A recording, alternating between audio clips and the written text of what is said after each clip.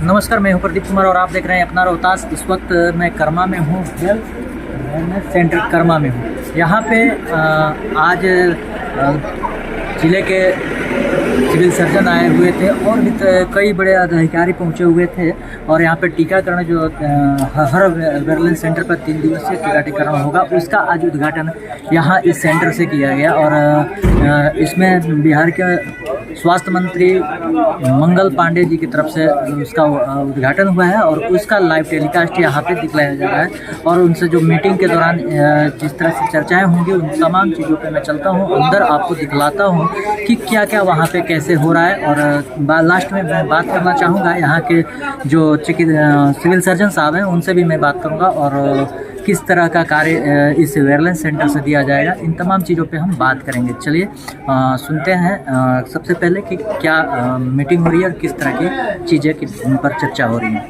चलिए, हमारे साथ BCM साहब आज़ाद जी हैं। आज़ाद सर, किस तरह की सुविधाएं यहाँ वेलनेस सेंटर पे दी जाएंगी? बिल्कुल, बहुत बहुत धन्यवाद आपको। पहले से जो बेहतर सुविधाएं दी जा रही थी, उसी में आज एक माननीय स्वास्थ्य मंत्री बिहार सरकार के द्वारा एक विशेष टीकाकरण जो हम लोग हेल्थ वेलनेस सेंटर कर्मा पे गुणवत्तापूर्ण टीकाकरण हम लोग कर सकते हैं। वैसे तो टीकाकरण BJSND साइट पे, आंगनबाड़ी केंद्र पे हमेशा होते आ रहा है और होते ही रहेगा, लेकिन उसके अतिरिक्त महीने के प्रत्येक सोमवार, प्रत्येक मंगलवार और प्रत्येक बृहस्पतिवार को यहाँ गुणवत्तापूर्ण टीकाकरण दिया जाएगा। जो बच्चे किसी कारणवश आंगनबाड़ी केंद्र पे या नहीं ले पाते हैं, तो उसके अलावा फिर यहाँ सोमवार, मंगलवार, बृहस्पतिवार को आकर के ले सकते हैं। जैसा कि आज आप लोग देखा भी कि माननीय स्वास्थ्य मंत्री के द्वारा एक बेहतर माहौल में टीकाकरण का उद्घाटन भी किया गया और हम लोग चाहते भी हैं कि जो बच्चे यहाँ टीकाकरण के लिए आए, बेहतर माहौल में टीकाकरण ले भी और थोड़ा सा उनको अच्छा भी लगे कि कहीं गए हैं, तो थोड़ा टीकाकरण को प्रतिशत को हम लोग इस माध्यम से बढ़ाने का प्रयास कर रहे हैं। क्या लगता है कि आने वाले समय में वेलनेस सेंटर जो आपका है वो एक बेहतर चिकित्सा स्थल होगा? हाँ बिल्कुल, सही का आपने कहा। सरकार की एक सोच भी है और सरकार की लक्ष्य भी है कि जो दूर दराज ग्रामीण क्षेत्र वाले व्यक्ति जो प्राथमिक स्वास्थ्य केंद्र तक 15-20 किलोमीटर या 25 किलोमीटर दूर दराज तक जाते थे, उनको उनके ही क्षेत्रों में, सुदूरवर्ती इलाकों में बेहतर सुविधाएं, छोटी छोटी बीमारियों के लिए, सामान्य बीमारियों के लिए बेहतर दूर नहीं जाना पड़े और बेहतर सुविधाएं हेल्थ वेलनेस सेंटर उनके गाँव के आसपास पंचायतों में मिले। सरकार का ही लक्ष्य और मकसद भी है। वेलनेस सेंटर पे जो जिस तरह का कार्यक्रम का उद्घाटन हुआ, सर क्या कहना चाहिएगा इसके बारे में? देखिए, ये टीकाकरण के संबंध में जो उद्घाटन हुआ है हमारे हेल्थ एंड वेलनेस सेंटर पर, तो ये हमारा एक एक्स्ट्रा पहल है। सबसे पहले जो हमारी स्वास्थ्य सेवाएं थी सब सेंटर लेवल पर जो हुआ करती थी ब्लॉक के बाद, तो उस सब सेंटर पर बहुत सारे इंतजाम नहीं थे। तो सरकार के दिमाग में ये बात आई कि इस सब सेंटर को हम हेल्थ एंड वेलनेस सेंटर के रूप में पहले विकसित करें और हेल्थ एंड वेलनेस सेंटर के रूप में जब ये विकसित हो जाएगा तब हम यहाँ और सेवाओं को बढ़ाएंगे।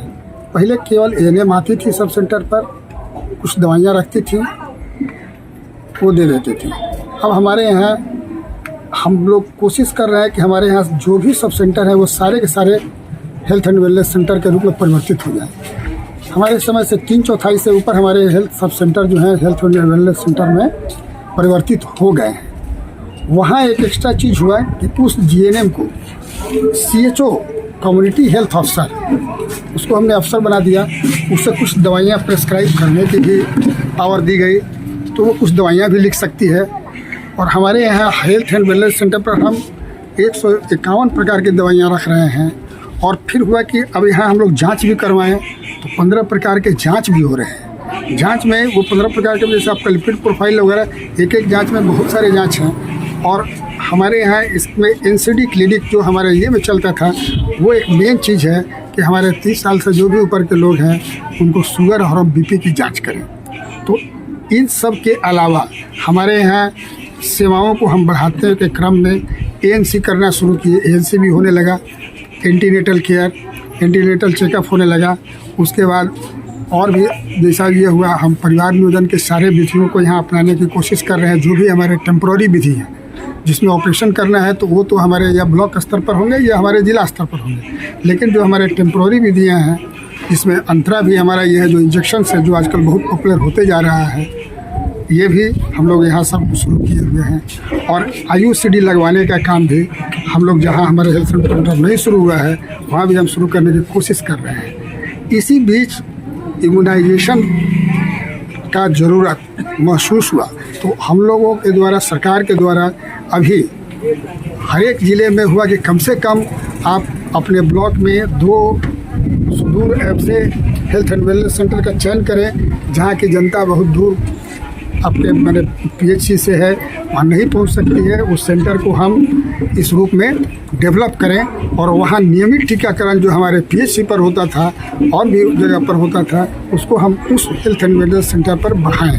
तो आज माननीय मुख्यमंत्री जी के द्वारा पूरे बिहार में हमारे ऐसे 1000 टीकाकरण केंद्र SWC पर का उद्घाटन किया गया है। हमारे ज़िला में 36 सेंटर का उद्घाटन हुआ है। हम लोग यहाँ कर्मा में हमारे रोहतास ब्लॉक में उपस्थित हैं और बाकी सब जगह भी और 37 जगह भी हमारे यहाँ ये आज से अभी इसी समय से उद्घाटन हुआ। सर पूरे रोहतास जिले में कितने जगह उद्घाटन हुआ है? 36 पूरे रोहतास जिले में 36 जगह। सर जो पहले आंगनबाड़ी पे आपकी टीकाकरण की सुविधा थी, क्या अब इस सेंटर का उद्घाटन के बाद नहीं होगी? नहीं, उसके अलावे ये सुविधा है, उसके अलावे ये सुविधा है। वो तो हमारा जो है सो कि जो VHSND साइट हुआ करता था विलेज हेल्थ एंड सब न्यूट्रिशन डे का, तो वो तो अपना चलता रहेगा। ये हमारा एक्स्ट्रा चीज़ है जी।